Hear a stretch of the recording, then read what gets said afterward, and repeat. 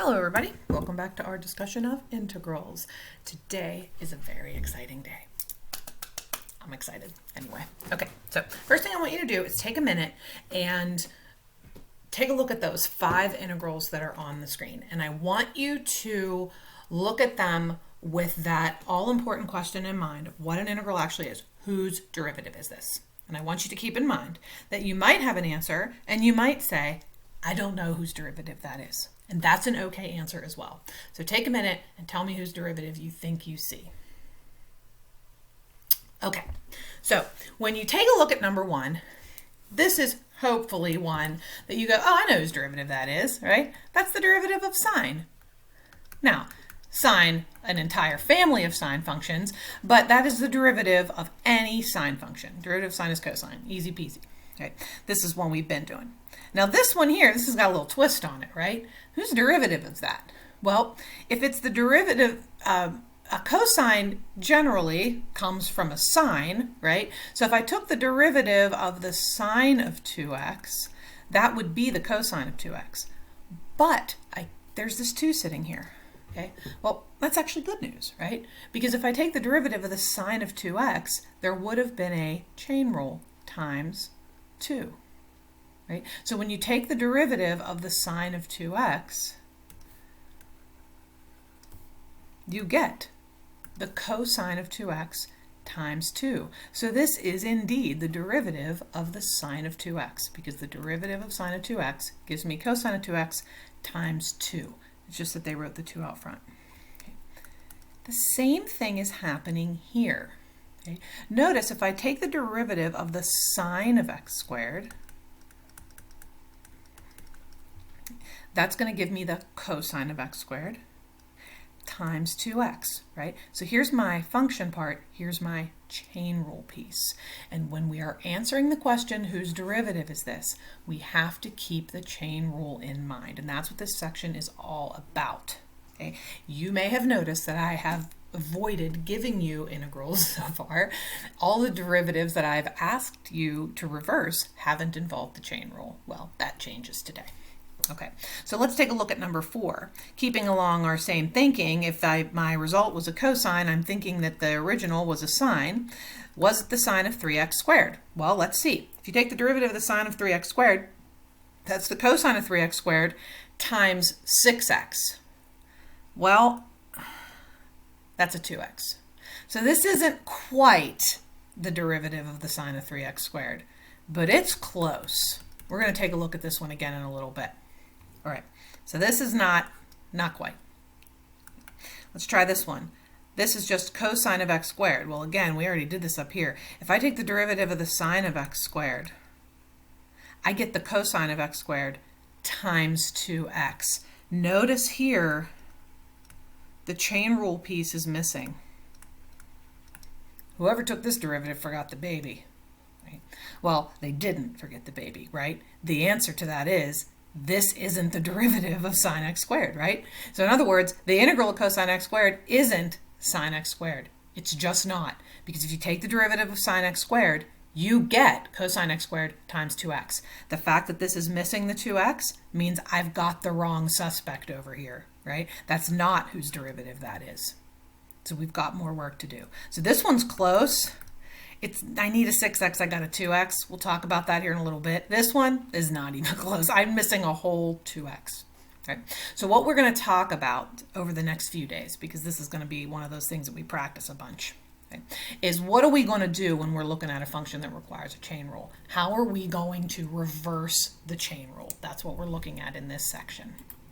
Okay, the method that we are going to use is called integration by substitution. And I will show you why they call it substitution. There is an option to rewrite the integral in a different variable and make it quote unquote easier to do. I find that switching variables just ends up jumbling things up for me. So I will show you a couple different methods that we can use to do integration by substitution, and you can use whatever works for you. Okay, the idea is this. When we take the derivative of a function that has a cloud in it, when we take the derivative of a mother function that has a baby, right? The chain rule tells us that we do the derivative of the outer function, the derivative of the mother function, and then we tack on the derivative of the baby, right? We don't forget the baby. So it's the derivative of the outer function times the derivative of the baby. This is the chain rule piece. Okay. And I want you, before we launch into this, to remember how you felt the day we first learned the chain rule.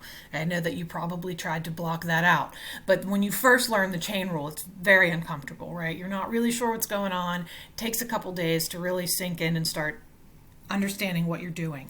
When do you chain rule? When do you stop chain ruling, right? There's a lot to the chain rule. And back when we learned it, I said, listen, only thing I can do here is explain to you what the rules are, and then we're going to practice, right? And over a few days, you got more and more comfortable with the chain rule. That's about to happen again, right? So as you watch this video, when I'm talking about reversing the chain rule, if you're feeling that same discomfort, what the heck is happening? I used to be good at math, but now I'm not. Don't worry. In a couple days, you'll be doing this without thinking, just the way you did the chain rule without thinking.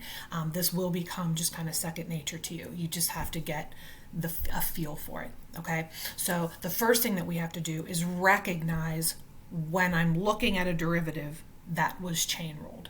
In other words, when you look at a function and you see that composite, right? When we look at the sine of 5x, we are very good at this point at saying, oh, that's something that needs chain ruled, right? Sine of 5x, I have to do cosine of 5x and then chain rule times 5, right? We're really good at that now. What we have to do now is when we're looking at a function and saying, whose derivative is this?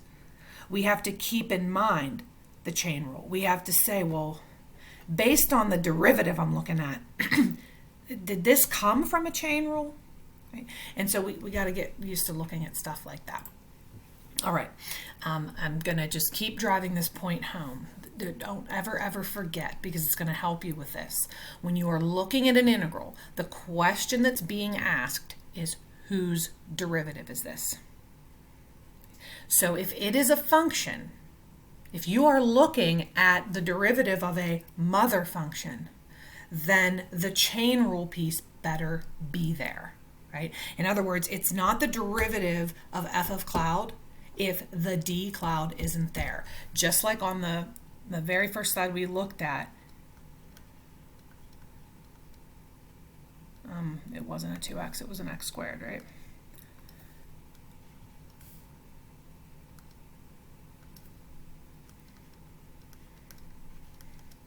I would love to say this is the derivative of sine x squared, but it's not. Because the derivative of sine x squared, that would be your f of cloud, right, is cosine x squared times 2x. The times 2x is the d cloud. If the times 2x isn't here, I can't do it, right? I can't say, oh, I know whose derivative that is. That's the derivative of sine x squared. It's not. Because if you took the derivative of sine x squared, there would be a 2x sitting there. There would be a chain rule piece sitting there. Right. But I should be able to look at this and go, this looks like something that would have been chain ruled. This is a cosine with another function inside. That's a chain rule. There's chain rule going on here, and so I need to make sure I watch for it. Okay. Taking the clouds out of it, this is how the book presents it. So this is where the quote-unquote substitution comes in. So if you have what we're used to here is an f of x and a dx. So for example, the sine of x dx, that I can integrate, right? There's just an x here and there's a dx over here. Remember when I called this your license to integrate? It's about to get real important. Okay, what they're saying here is, look, if you've got something other than just an x here, if you've got some u function, what I like to affectionately call a cloud or a baby, right? Then you better darn well have the derivative of that thing sitting over here, right? Because this isn't the derivative of a function unless the chain rule chunk is here. This part right here, this du, is going to be our chain rule piece, and it has to be there. If it's not, then you're not backing up the derivative you think you are. Okay, so what they're saying to you is this situation over here where you have some function in here like an x squared, but you don't have its derivative over here, you just have a dx, that's a no-go. Okay. Now, I don't find this particular notation very useful, but this is what you see in books a lot. What they do is they literally write the equation in terms of u. They write the integral in terms of u instead of x, and they do a whole substitution thing. I'm not a fan. Okay. Okay, so I'm going to say it again before we go any further. If you're integrating a function that would have been chain ruled, right? If I am looking at a derivative and I know that that derivative involved a chain rule, then we have work to do to back it up. We have to make sure that our chain rule piece is there. It's perfectly there. There's nothing missing. There's nothing extra. It's just perfectly there. I need to get it so that I'm answering the question, whose derivative is this? And I am answering it with the chain rule in mind, right? Just like we don't want to forget the baby when we're taking a derivative and moving forward, I also don't want to forget the baby when we're undoing that derivative. Okay, so we're going to look at these integrals almost like little puzzles. Everything that we look at has to fit into one of two chunks. Okay. One of those chunks is going to be our integrand. In other words, the thing that we are integrating. That would be f of cloud. So I need to look at my integral, and I need to find somewhere in my integral something that I look at and say, oh, I know whose derivative that is. I know how to integrate that. Right? So I'm looking for things like things raised to a power. I know how to integrate those. Sine, cosine of something, secant squared of something, secant tangent of something. Those are integrals I know, right? I recognize those. I say, I know whose derivative that is. E to something, right? I know whose derivative that is. Even 1 over something, I know whose derivative that is. That's the derivative of the ln of x, right? If I have 1 over x, that's the derivative of ln of x.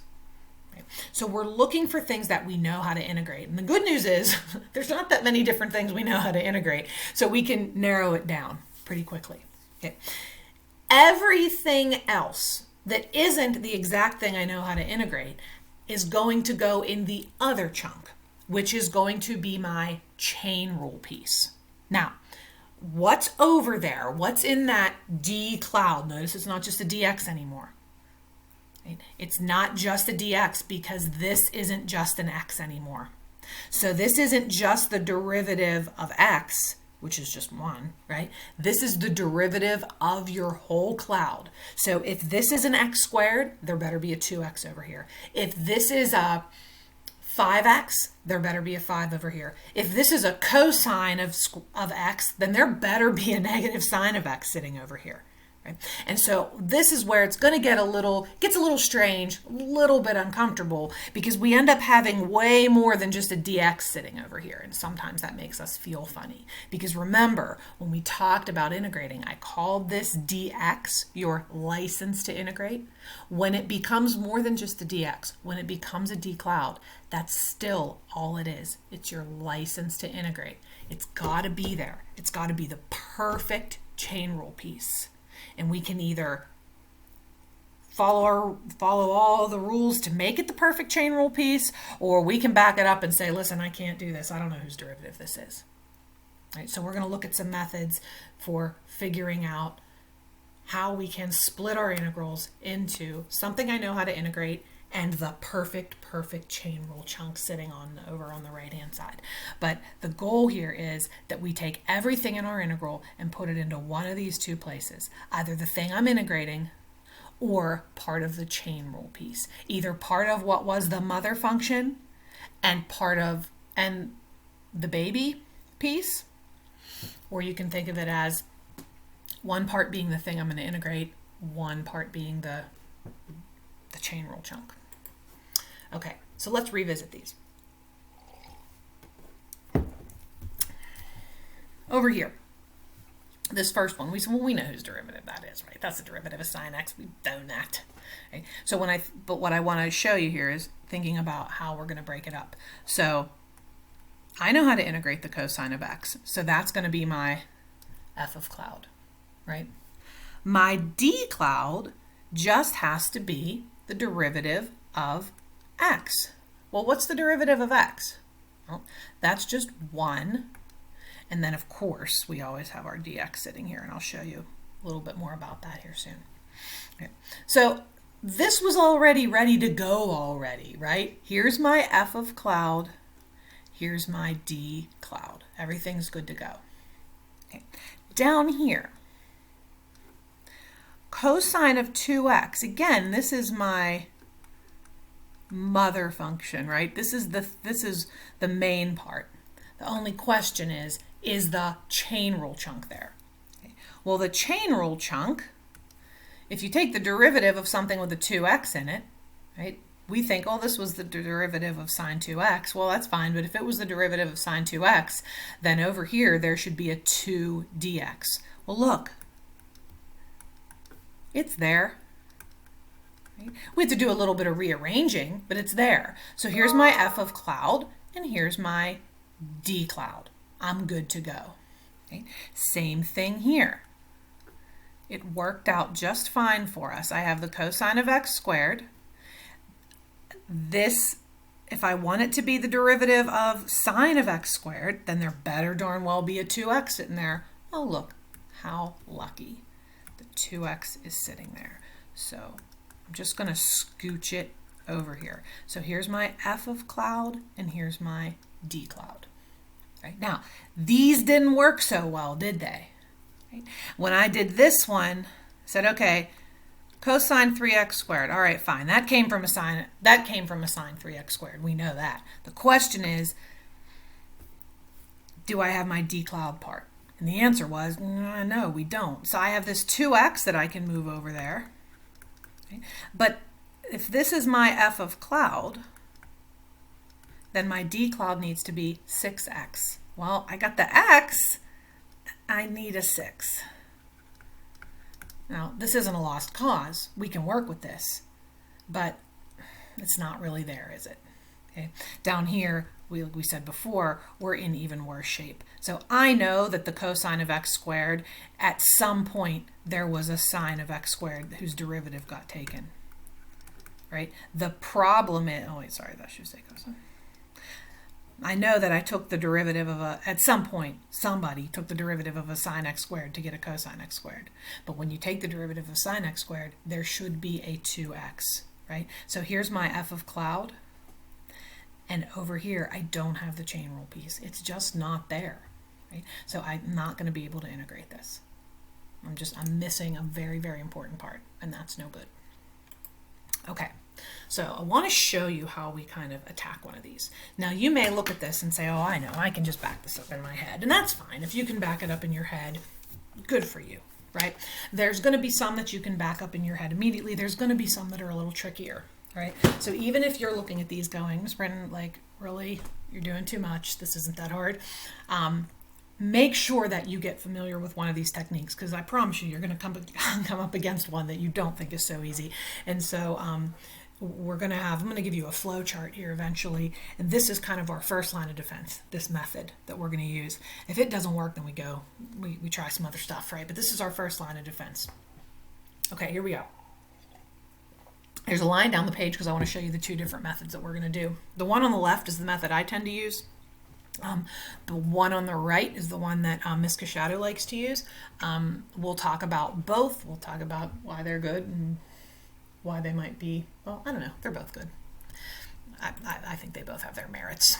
Okay, so when you take a look at this function, the first thing that I want you to notice is that I am integrating a function that has a cloud, right? This thing definitely came from a chain rule. There was definitely chain rule action here. And listen, I even know what function it was. Clearly, a sine had its derivative taken and landed on a cosine, right? If you take the derivative of sine, you get cosine, right? The problem is this isn't just the derivative of the sine of 3x, because the derivative of the sine of 3x is cosine 3x times 3. And I don't see that times 3 here anywhere. So that's kind of a problem. So I can't just be like, oh, sine 3x plus c, done. No, that's not right. Because if this was the derivative of the sine of 3x, there would be a times 3 here. And there's not. Right? But we can attack this and fix this using our U substitution method. All right, so there's two ways that we're going to do this. All right, we'll go through one at a time. All right, as soon as you recognize that you have a cloud, I need you to also recognize that this dx isn't going to be enough. Right? If you have a cloud here instead of just an x, then over here, instead of just the derivative of x, you need the derivative of your whole cloud. As soon as you notice that you have a cloud, you need the derivative of your whole cloud. So the first thing we're going to do in either one of these methods is identify what our cloud is. That is key. What's your cloud here? And how to pick a cloud, how to pick what you want your U to be, if you call it a U or a cloud or your baby, that's kind of a process of things we have to learn. Sometimes it's a trial and error type of thing. Well, let's try this. Oh, that didn't work. Let's try this. Okay, that's fine. Okay. The general rule is this. You want to pick your cloud so that once you have, you're looking at something you know how to integrate. So the way that we've picked our cloud here makes our integral rewrite as the cosine of cloud. Oh, I can integrate the cosine of cloud. Cosine of cloud is the sine of cloud. Okay. So in other words, if you take the sine of cloud, you get the cosine of cloud. Perfect. But that's only true if the d cloud is there. In other words, this is only the derivative of sine of cloud if the chain rule chunk, the d cloud, is also there. It's not good enough for this just to be a dx. It's got to be a d cloud. It's got to be the derivative of this whole cloud. Okay, so the first thing we're going to do in both of these methods is note what our cloud is. So our cloud here is 3x. I'm taking the cosine of something. That something is a 3x. All right, so that means that the d cloud, right, is just going to be, we're going to take the derivative of both sides of this, right? So if your cloud is 3x, then d cloud dx is equal to 3.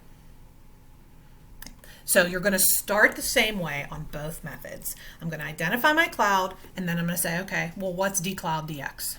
Okay. I don't care what this is. You take its derivative. In this case, it's a 3x, so my derivative is 3. If this was a 3x to the 4th power, this would be a 12x cubed.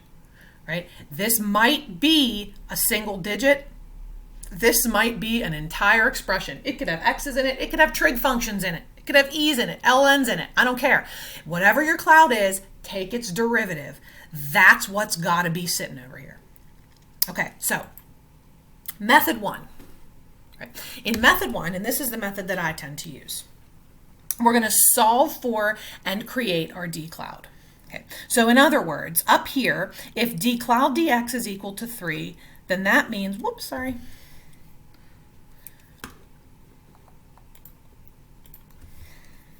That means that d cloud is equal to 3 times dx.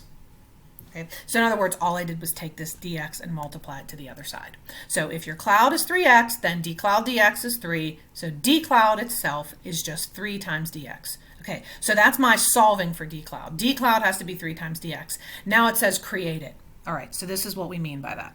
Here's what I currently have. I have the cosine of 3x, and I have a dx sitting over here, right? Notice I left some space. But I'm calling this a cloud, which means that over here, I don't need just a dx, I need a d cloud. Okay. Now notice, dx is part of what I need. So notice when I wrote d cloud, I left the dx in there, right? The dx belongs in the d cloud, but it's only one piece of my d cloud. I also need a 3 that I'm missing right now. And this is where we start kind of using math trickery, that idea, that whole like, I do what I want, right? But we get like, push it to the limits, right? Limit, get it? Okay. All right, so look, here's what we're gonna do. I need a 3 in here, and I don't have one, okay? So in math, you don't get to just like throw a 3 in there, right? But we can be clever. And there's 2 ways to think about our cleverness. Okay. I like to think of it as just multiplying by 1, but in a fancy way, right? So nobody would argue with me if I wrote times 1 right here. I'd be like, did I change the value of that integral? No. Okay, well, fine. I'm going to write times 1. Nobody would argue with me. You better not argue with me anyway. All right, so what I'm going to do is I'm going to say, you know what? Instead of just multiplying by 1, I'm going to get cute. I'm not going to multiply by 1 per se. I'm going to make it look different. I'm going to give my 1 a makeover, right? I'm going to multiply by 3 over 3. Okay? And you still can't argue with me because that's a 1. That's all it is a 1. And you're saying, well, why would you do that, Britton? Okay, well, here's why. Watch. I haven't done anything to the value of this integral, right? All I did was multiply by 1, which we all agree is okay. Right? But I chose 3 over 3 for a reason. You see, I need a 3 in my D cloud. So I'm going to say, you know what? I'm going to steal this 3, and I'm going to put it in my D cloud. Okay. Now, this 3 is there, and it can't be, and it's in my way. But if you remember, we have this rule that says that if you have a constant in your integral, it's okay to take it out front, right? So I'm going to take this 3, and I'm going to say, you know what, I don't need you actually. Get out. Go outside my integral. Right? So what I end up having is this. I have a 1/3 out front. I have a cosine of 3x. And now, instead of just a dx over here, I have a 3 dx. Okay. I have not changed the value of my integral at all because the 3 and the 1/3 are just a 1. Okay. But look what I've done. I have a cloud, and now I have my D cloud. Okay. So I know what the integral of cosine of cloud is. It's the sine of cloud, as long as I have D cloud sitting there, right? Well, guess what? I do have D cloud sitting there. So now I have an answer. This is the integral of cosine of cloud is going to be the sine of cloud, but with a 1/3 sitting out front. So my answer here is 1/3 sine of my cloud, or 3x. And then, of course, don't forget your plus c. Now look, if I take the derivative of sine 3x, I get cosine of 3x times 3, but the 1/3 cancels it. And so my final answer would be cosine 3x, which is what I wanted. Now, there's another way to think about this. Some people think of it as like a balancing type of idea. And I guess maybe that's my chemistry people, right? You're balancing equations and all that stuff, right? So some people say, okay, look, I need a 3 here in my dx. All right, well, since I need a 3, I'm going to go ahead and put it in, right? But out here, I'm going to balance it. If you multiply 3, then you balance it with a 1/3, so that really you haven't done anything, right? So you can think about it as multiplying by some version of 1, or you can think about it as balancing. If you multiply by 3, then you also better divide by 3. I'm going to keep the multiply by 3 in my integral because it's useful to me, and the divide by 3 that's not useful to me, I'm going to pull out of the integral, and he'll just kind of come along for the ride. Okay, but either way, now that I have my D cloud intact, I can integrate my cosine of cloud. Okay, so that's the one method. Now, I like that method because this method really goes to what we're doing. We are backing up a chain rule, right? So I need to make sure that whatever this cloud is, the derivative of that cloud is sitting over here. So that's why I like this method, because it actually goes to what we're doing. Okay. This is a little bit of a puzzle piece problem solving thing. So for those of you who don't like to memorize, for those of you who are problem solvers, this is probably the method you're going to prefer. Okay, now, for those of you who are like, oh my God, can you please just tell me what to do so I can write down the rules and do that thing every time? Okay. You're probably going to like method 2 a little better. All right. So let's take a look at method 2. Now, I'm not a memorizer, and so I tend to not use method 2. But it is actually kind of really neat. Okay, so in method 2, instead of solving for D cloud and creating our D cloud, what we do is we solve for dx, and then we replace the dx in our equation. Okay, so here's what I mean. So I know that D cloud over dx is 3. It's the same place I started over here. Instead of solving this for D cloud and then trying to create the d cloud that I need. We have an integral that already has a dx in it. So you say, you know what, here's what I'm going to do. Remember that whole system of equations idea, right? That I can just swap things out as long as they're equal. Well, I have this equation that says that d cloud over dx is 3, so I'm just going to solve this equation for dx, right? So dx then is going to equal, if I cross multiply, you get 3 dx times d cloud. So dx is equal to d cloud over 3. All right, so we say, okay, well, let me take my integral here. And I'm just going to replace my dx with what I know it to be equal to. So I have the cosine of 3x, and by the way, 3x is a cloud, right? 3x is my cloud. And now I'm just going to replace dx with what I know it to be equal to. Dx is equal to d cloud over 3.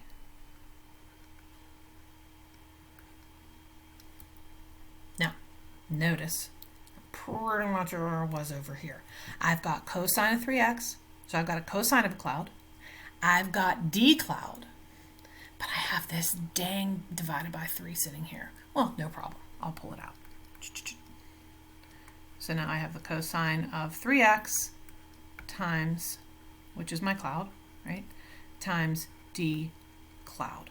Now I can integrate. I've got cosine of cloud, d cloud. Okay. Now for those of you who don't like the clouds, you're going to be rewriting your integral in terms of u, right? So this would be a u, so you would have du over 3, and this would be a u, and this would be a u. This is literally what they call integration by substitution, because you are literally taking out an expression in terms of x and redefining it and saying, you know what, I'm just going to do a variable change here. I'm going to rewrite this integral as, instead of cosine 3x, I'm going to rewrite it as the cosine of u, and I'm going to define u as 3x. So then we replace our dx with du over 3 and go from there. So if you like the kind of rule following here, you may find this easier to do. I have noticed over the years people tend to go back and forth. Depending on what they see when they look at the integral, sometimes they do this, sometimes they do this. Both methods are completely valid. Both methods will work as long as it is an integral that can be done by substitution. Either one of these methods will work.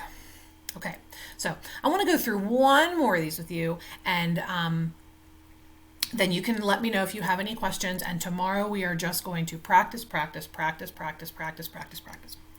right, so when you look at this thing, hopefully you see a cloud, right? If I were taking the derivative of this, which I'm not, but if I were, I would very quickly see that I have a cloud raised to the 9th power. So if you see that, you are in, you are in great shape, right? Because if you can recognize that as a cloud raised to the 9th power, then as long as you can figure out what your d cloud is and get that intact, you're all set. Because the thing is, I know how to integrate cloud to the 9th power. It's cloud to the 10th over 10. Well, plus c, of course. Okay. So as long as I can get my d cloud intact, I'm going to be all set. So the first step here is, again, just recognizing that you've got a cloud there. So if you can do that, you're good to go. All right, so we'll do it both ways. If I recognize that my cloud is 5x plus 3, then that means that my d cloud over dx is 5.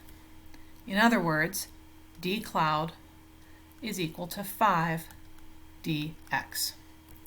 So right now I have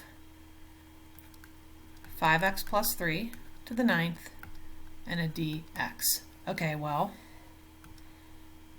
I don't have what I need currently, but I can fix that. Right? I have a cloud to the 9th. I need d cloud. The only thing missing from my d cloud is a 5. I've got my dx. That's great news. I need 5 in there, right? Well, okay. That's easy. I have this rule in calculus and rule in math that I can pull constants out of integrals. So I can multiply by both a 5 and a 1/5, keep the 5 in, take the 1/5 out. Okay? Or say I'm going to multiply by 5 on the inside, 1/5 on the outside, so that they're balanced. Once I do that, I have created this situation. I have a cloud to the 9th power, and I have my d cloud. So now I'm good to go. I've got a 1/5 cloud to the 10th, so 5x plus 3 to the 10th over 10. Don't forget your plus c. So 5x plus 3 to the 10th over 50.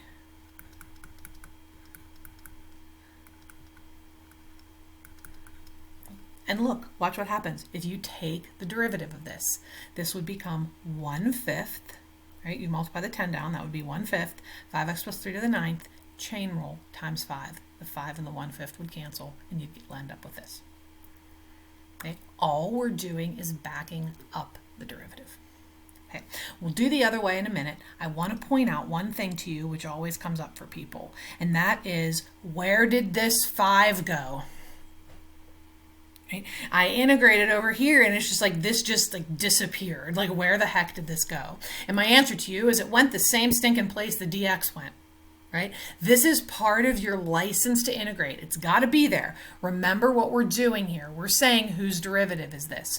Without this 5 here, this isn't the derivative of 5x plus 3 to the 10th.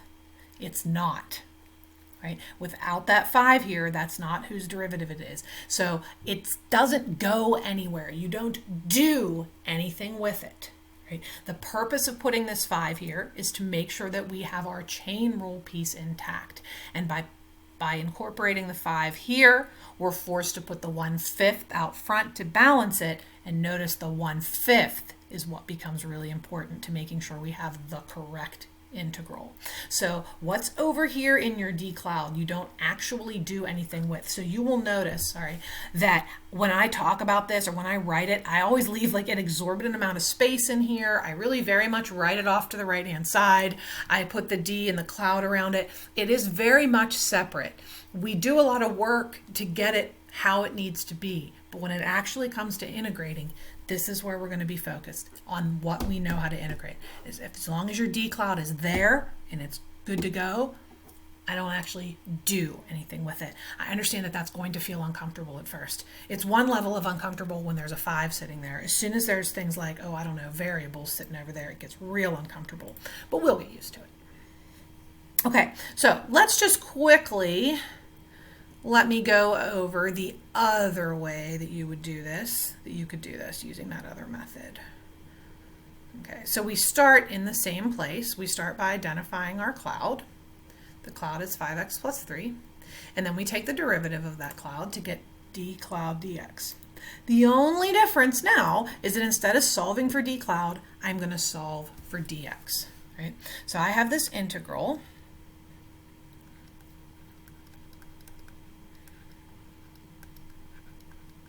Okay, so this is a cloud, right?